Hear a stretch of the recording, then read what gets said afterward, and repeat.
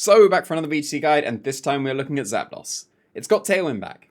Didn't have it in the last generation, but we don't care about the last generation, so it's fine. It's got Tailwind back. It can go back to the main niche that it was doing in the previous generations before. So be nice and bulky, set up Tailwind for the rest of your team, while still doing very respectable damage because its special attack is quite high. 125 is very respectable. It was used offensively last generation, again, we're not mentioning it, but we kind of are, because of Dynamax.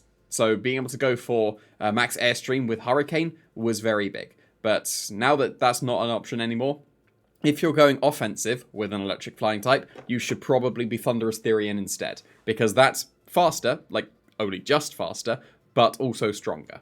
So then you'll be able to do a lot more damage.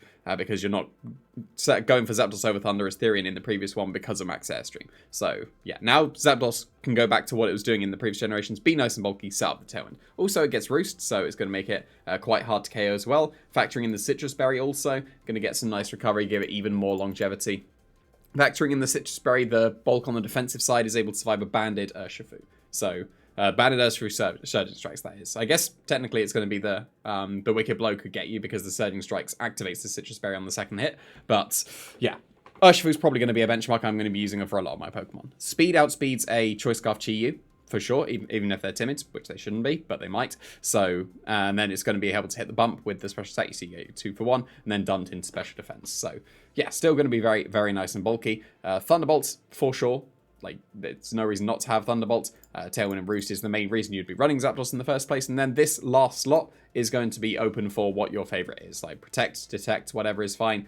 Heat Wave is going to be able to be one of your most consistent ways of dealing damage to ground types as well. Like, you could go for a Terra Blast Ice if you really wanted, but Heat Wave was what was used in previous generations as well. It's also a spread move, and it's just nice coverage in general. And for your Terra, why not get a little bit of a boost on your Heat Wave as well, while making Ice not as effective against you. Obviously, you're still going to be weak to rocks, so other Terra types are perfectly fine, but this is just offensive while technically defensive as well. So here are some other options that you could have on your Zapdos. This is not a recommended moveset. These are just alternatives to put into this slot.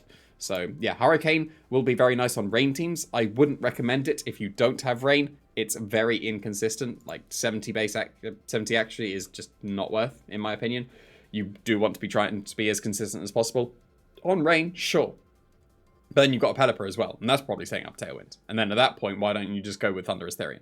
So yeah, Hurricane's fine. Terra Blast, if you're going for a more offensive option, that'd be fine. If you go for Terra Blast Flying, that's also like pretty reasonable, because that would be a way of getting your Flying Stab. We've seen that on Dragonites, we've seen it on Gyarados. Why can't it be on Zapdos to get a consistent flying attack if you don't have rain?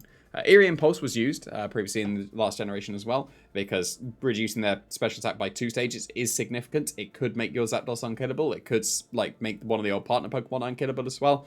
So it's very nice. And apparently it gets access to Helping Hand now. It didn't get access to Helping Hand in the previous generations. This is brand new for it. And on a bulky Tailwind setter, Helping Hand could be pretty nice, because even though you're going to be doing some nice damage, Helping Hand will help your sweepers be able to do some nice damage. And the sweepers are usually stronger, so the boost is better. So yeah, it's actually got a little bit extra of a buff in the Helping Hand, which is quite nice.